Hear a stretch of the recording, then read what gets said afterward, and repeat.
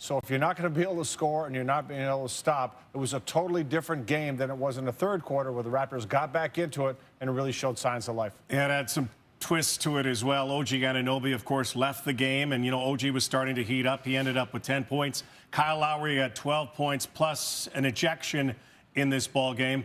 But how about the turnaround for Malcolm Brogdon? 12 points yesterday, 36 large, Kia, but more than a day later. When you're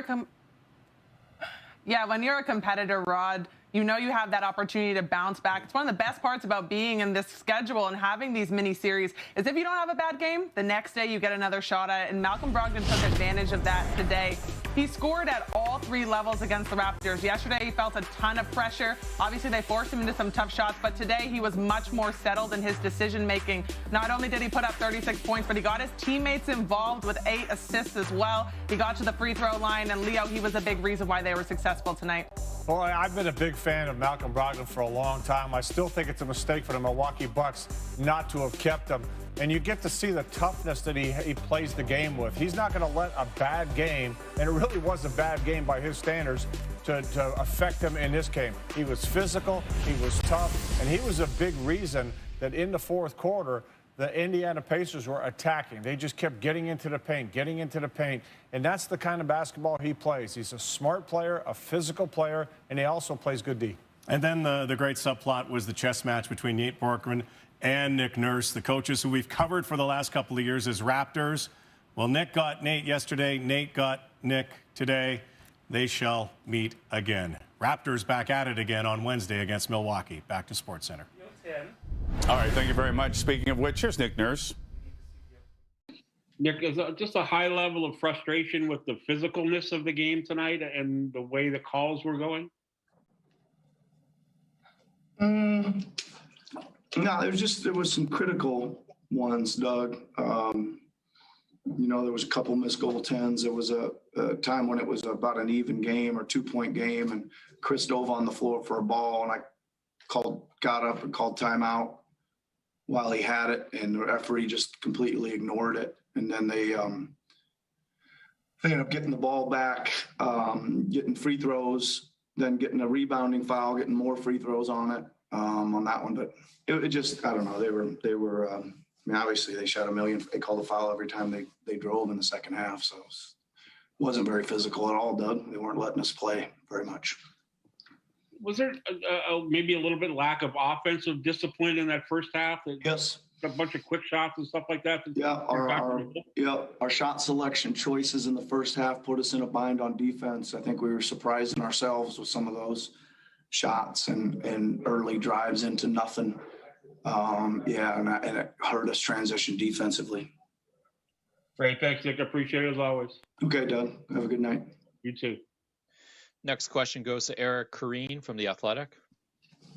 Hey, Nick. We were talking about effort early, and Doug touched a bit on what I wanted to ask about, but is effort as much a mental thing with those shot choices and, the effort to be disciplined as much as a, expending physical energy type thing? I don't think so. I just think it's always that fine line, Eric, between being attack-minded and being too quick, right?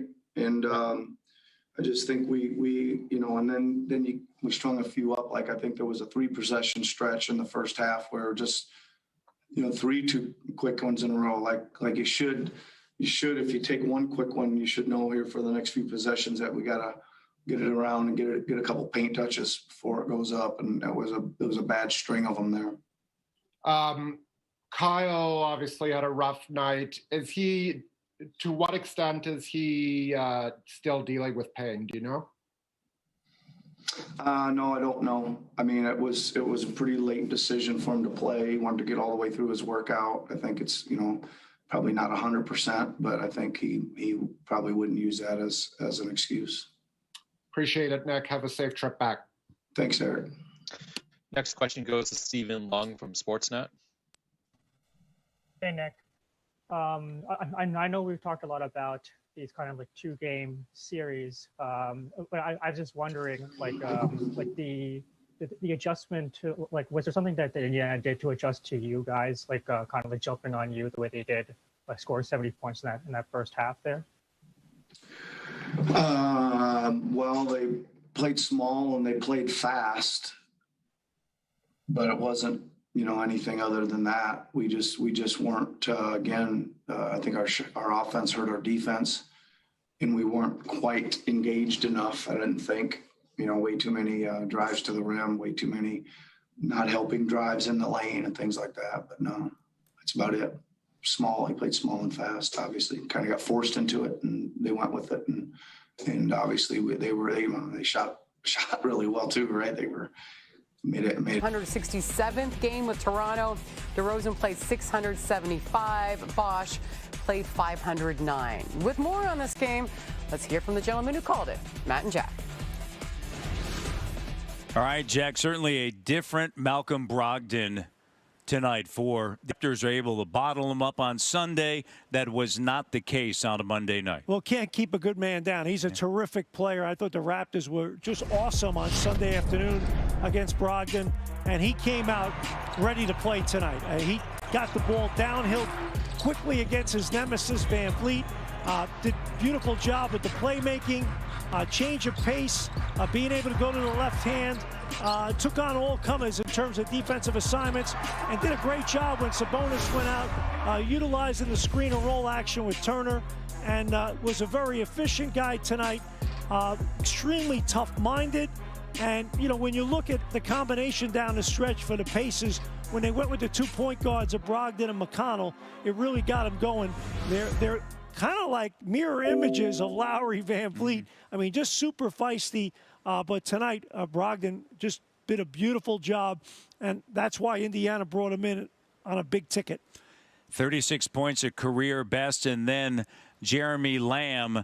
Lamb got it going early for their bench, and then he played throughout the second half as a starter based upon the fact that Sabonis was out. But he had a big-time performance, and that helped the bench. The bench finished for Indiana 54 points. Yeah, no, and that was an issue for the Raptors. And, the Raptor bench just didn't play as well tonight. Boucher had a tough night, and I thought Lamb was a real difference maker in the middle of the game, third quarter in particular, third quarter, just making difficult shots. He's offensive-minded, and this guy, McConnell, just winning loose ball battles, creating plays for teammates. Again, McConnell might be fourth on that list, but other than Lamb, he was the most impactful guy off the bench. And quite frankly, it was Turner, Brogdon, Lamb, McConnell. Those are the four most impactful guys that the Pacers had tonight. And the Raptors kind of played in fits and starts tonight. They had moments where they played real well, but other moments where big turnovers, shot selection, breakdowns on the defensive end. Played a little tired tonight. Second night of a back-to-back, so Nick Nurse, Nate Bjorkgren, his former assistant, they go with the split.